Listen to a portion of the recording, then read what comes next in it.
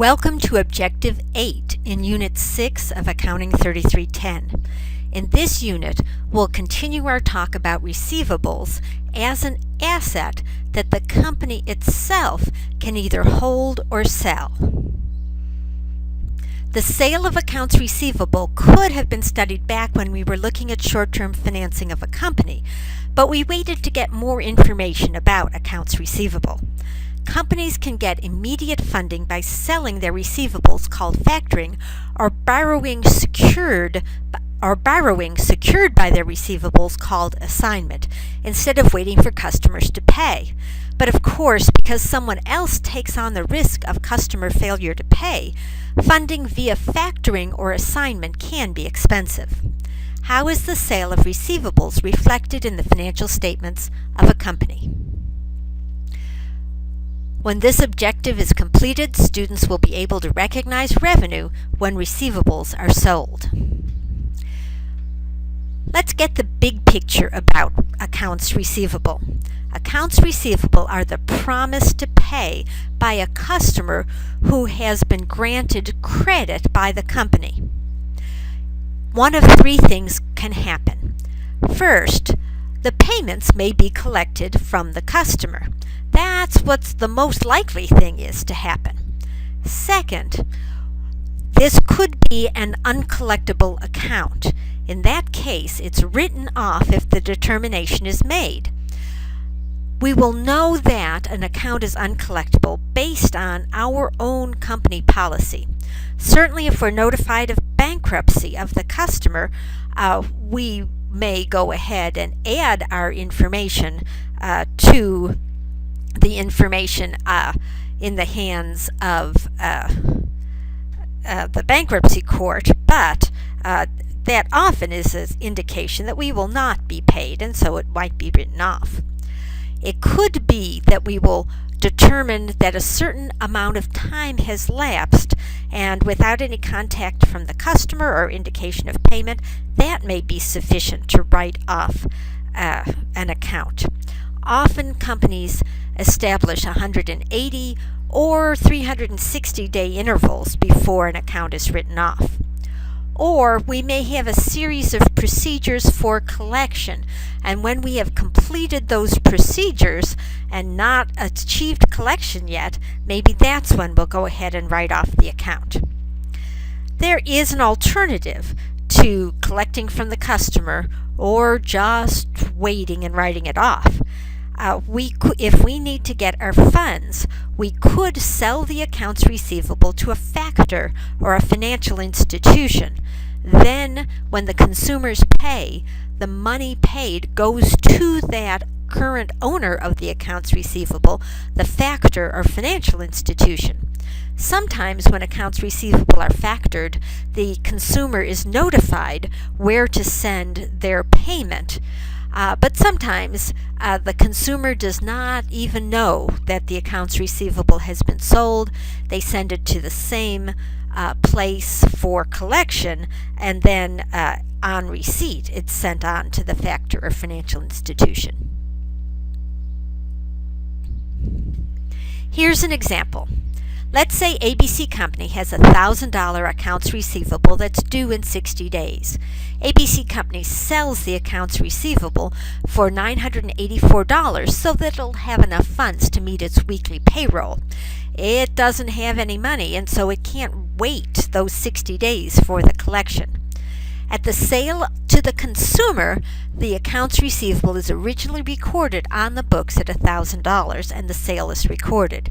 When the accounts receivable is sold to the factor for $984, then the difference between the carrying value of the accounts receivable and the consideration received is recognized as a loss. Now, when we talk about disposal of assets, we typically talk about either a loss or a gain. But since these accounts receivable are on our books at their full value, when we sell a receivable, no one will ever pay us more than the consumer is going to be paying us. The only alternative is, will they pay us that same amount? No. Or will they pay us less? Yes. This way, the factor is receiving, in effect, a financing fee of those $16. We've looked at a straightforward sale, but often the sale of accounts receivable is a matter of judgment. These are the issues. Is the sale of an accounts receivable a business event that qualifies for recognition of a loss and that allows the company to take the receivable off of the books? It could be that we have pledged that accounts receivable, and what we are receiving from the financial institution is actually a loan. If it's a loan, then no gain or loss is recognized. The receivable stays on our books, and the receivable is treated as assigned or as collateral for the loan. When is selling a receivable a sale? A transfer of accounts receivable is a sale if the transferred asset has been isolated from the transferor.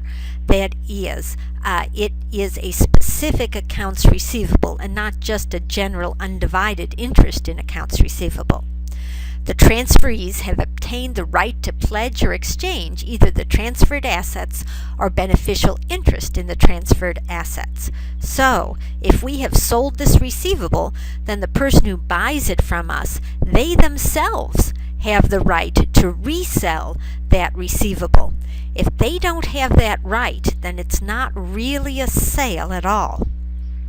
And finally, the transferor does not maintain effective control over the transferred assets through an agreement to repurchase or redeem them before maturity. This would be the signal that what we're doing is putting up the receivables as collateral for a loan. If we are maintaining control over these assets and we are going to be taking them back at the end point in the life of these receivables, then we really have not sold them. We have retained control over them, and we're simply getting a loan. Let's take a look at some of the things that violate this criteria. For example, if we have a sale of a non-specific batch of accounts receivable that are just the next $1,000 collected,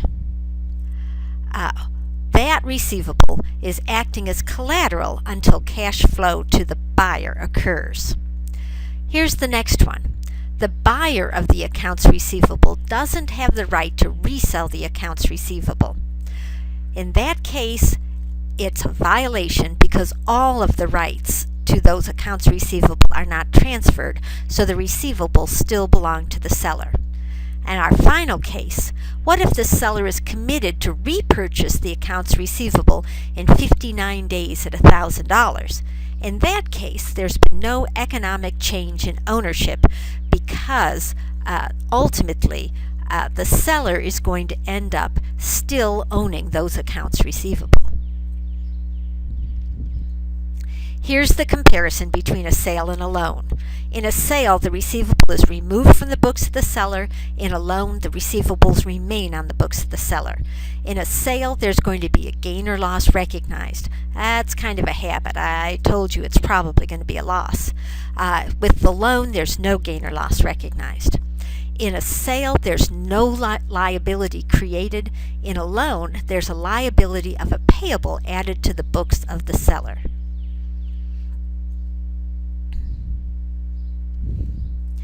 Here's an example of the journal entries when we have the receivables being used as collateral for a loan rather than being sold outright.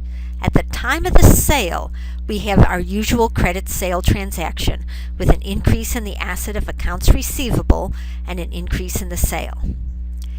When we have the borrowing take place and receive the $984, we're getting cash in, and that creates a note payable. When the customer pays $1,000, in this case still to us. We're doing the processing of the collection. And then we repay the note, that is, we're paying out the cash of $1,000, repaying the principal of $984, and the other $16 represents interest expense. This is vocabulary words that help us talk about the sale of receivables. Factoring is the word used for the sale of receivables to a financial institution. This provides immediate funding to a company, but usually at a relatively steep fee. Securitization. This is the creation of a debt security that is repaid by the proceeds of the payments on an identified pool of receivables. Securities can be sold widely to investors who receive payments as payments are received by the originator. Securitizations are a way of factoring the accounts receivable without selling all of them to a single party. Here, we allow a group of investors to hold the accounts receivable rather than one single investor or factor. Rights of recourse are important when selling receivables. The right to receive payment from the originator for uncollected receivables. That's recourse. So if there's a customer that doesn't pay, the original seller makes good on that receivable. If this right is not present in a sale, then the sale is called non-recourse, and of course it would be riskier to the purchaser, and they would probably charge a steeper fee if the purchase is non-recourse. Servicing rights are another feature in the sale of receivables. That is, who is going to collect the money and direct those funds to the right party. A company may sell its receivables but still provide the processing for collections. Thus, it has a continuing interest in the receivables, and the company must allocate the value of the receivables between the receivables sold and the retained servicing rights. Servicing rights represent an intangible asset. An agreement to reacquire. If a company agrees to reacquire uncollected receivables, then it has not sold all of the rights to the receivables, and this is going to be one of the signals that a borrowing has taken place rather than a sale. Finally, the term secured borrowing. If a sale doesn't qualify as a sale, then the proceeds from the sale are actually a loan secured by the receivables. So this is the alternative. When a company is selling their receivables, we'll look at all of the facts and circumstances to determine whether it's a sale or whether it's merely a secured borrowing. Here's a more complex example.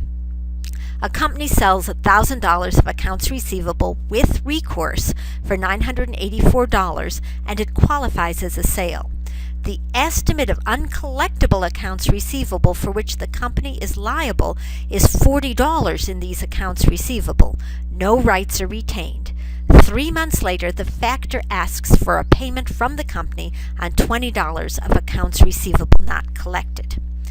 At the sale of receivables, we receive $984 in cash. That's an increase in cash.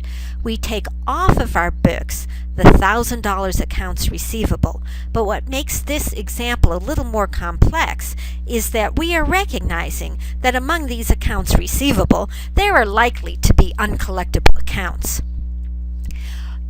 Given that our estimate of the uncollectible accounts is $40 and we are selling these with recourse, we estimate that we're going to owe an additional $40 to the factor. That gets recorded at the time of the sale because it is an obligation that's incurred by selling these accounts receivable. So we establish the liability of what we expect to have to pay for that recourse provision. Once we've recorded that as an additional credit, we have credits in our journal entry of 1,040 and debits of 984.